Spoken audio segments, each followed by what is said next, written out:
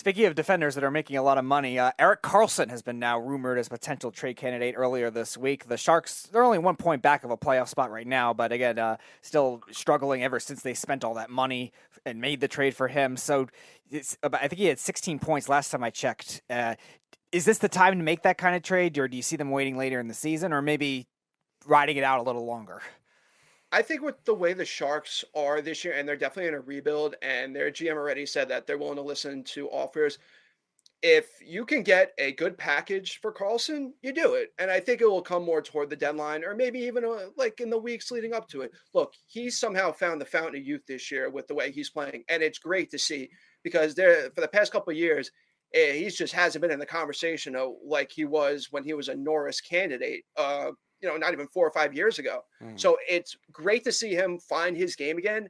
And, even the Sharks are a young team and he's a veteran leader on that team. And I think any Stanley Cup contender or team that is on the verge of being a playoff team, I'm not going to mention any teams, to get him and the way he's playing right now, like that'd be huge. I mean, that'd be absolutely huge. He would bring in a ton of experience.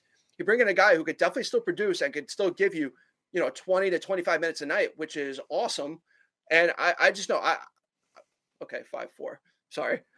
But, he's excited. He wants the Islanders to pull this off. Listen, I'm an Islander fan too, man. I'm an Islander fan too. This game's not over. It's like it's never over with these guys, which is great. But it's also that has a lot to do with the coaches and the coaching. Oh, yeah. I believe Lambert. He has something instilled in these guys that never say die. The Islanders have the most third period comebacks in the NHL this year, which is crazy. Even going back to last year, like when they got down, most of the time they were done. They were done. Yes, that's the right word. They were done. They really wouldn't push back as much. Now they are, and you're seeing it right now.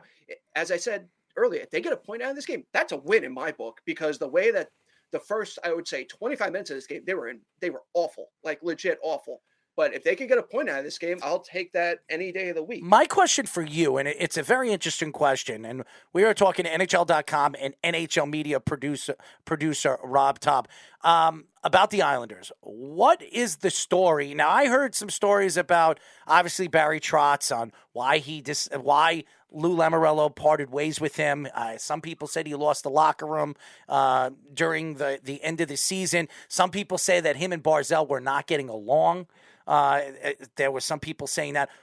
I mean, you're a writer. You have the inside scoop. What was the reason why Lou Lamoriello started and decided to part ways with one of the best coaches in the NHL? Well, you mentioned him losing the locker room. He did not lose the locker room. I think, and I was talking about this with someone last night, I think that Barry was not willing to commit long-term because his contract was going to be up this year. And maybe I think Lou had it in the back of his mind that, okay, if he's not willing to commit, I will let him go and I'll let Lambert run the show because obviously it looks as it so far, they see Lambert as the long-term answer, like the next long-term the long-term answer because he's had NHL coaching interviews, head coaching interviews before with other teams and no one seemed to give him a job. Now he has a job. And I think the way that Lou spoke about him, not even just last season, but in the offseason when he promoted him, that there was something that he saw in Lambert that maybe it was just he's the right guy for this team. And it's showing so far. I mean, the way that they're playing right now, I can't deny that. But I also think he's pushing the right buttons too. Like even go back to when they played the Rangers last week. It was last week, and. Oliver Wahlstrom was having a terrible first. I mean, absolutely awful first period. And there was a clip, and I actually clipped it myself, where he was talking to him in between what's it called shifts. In between break, in between during the break, and just tell him just relax. Just relax your game. You'll be fine. And it was one play that caught my eye, which the way the Islanders came back in that game. Where Wahlstrom at the end of the second period, he hit the crossbar and it would have made it a 4-3 game. It would have made it a 4-3 game. And then it was like, all right, I think Wahlstrom's going to be fine. He started to play much better towards the end of the second period and played good into the third period. So I think with Lambert, I think he's pushing all the right buttons. as it goes to Barry, I mean, I've listened to a lot of what he has said about. I mean, he doesn't want to talk about last year that much, and I understand, but it seems like he was burnt out, and I can't disagree with him. Last year with the stopping and the starting and everything, you'd be hard pressed to find anyone who wouldn't be burnt out with all that stuff, all the outside stuff that came with the season, and all the stuff that happened during the season, where the Islanders just never could get a consistent flow to their game, or they couldn't get in any rhythm.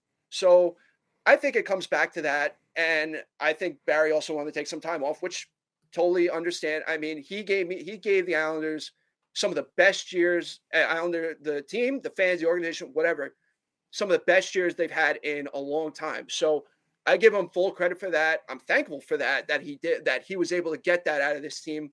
But I think it might have been time for him to go. I just think there were other circumstances other than, he lost the locker room, which I don't think he did.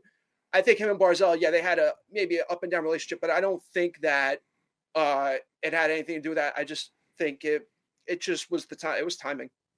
So another guy that's been on the trade block last year and also a little bit, maybe not as much this year, is Patrick Kane. Now, the Rangers were big rumors for him in the offseason potentially. I personally, as a Ranger fan, I think they need centers more than they would need a winger like that because they're awful with faceoffs. But do you see Patrick Kane getting traded, whether it's to the Rangers or across the league just this year? Because obviously last year what happened with the whole Joel Quenneville situation kind of lost some value. I think it could definitely happen. I mean, of course, he's going to be the hottest name come the deadline if the Blackhawks. I mean, I really don't watch them on the daily basis, but I know that they haven't had the greatest start to the year. And everyone, his name was floating around the offseason. I know for the Islanders and for the Rangers. Personally, I think the Islanders could probably use him more than the Rangers. Absolutely. I've talked to people and thrown out names of who I would trade first, who would be in the package for him. Of course, I could see him being traded. He's one of the best players he's been one of the best. He's a generational player. And I know people would say, he's getting older, but that doesn't matter. He's still one of the elite guys in this league, and he's a game changer, and he's a goal scorer. So you factor in all three of those, and any team would trade for him. And I believe if the Islanders are in a position to where they can trade for him, do it. Go all in. But if you're not, it's not necessary.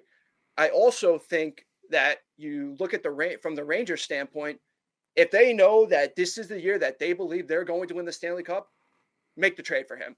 Do whatever you can. If you have to trade Kakko, if you have to trade Lafreniere, you do it. You do it. There's no ifs, ands, or buts when it comes to that. But it's still too early. Who knows? I don't know if he's enjoying playing in Chicago maybe this year. I mean, I know they're in a rebuild, but maybe he just wants to play with one team the rest of his career. And I would admire that.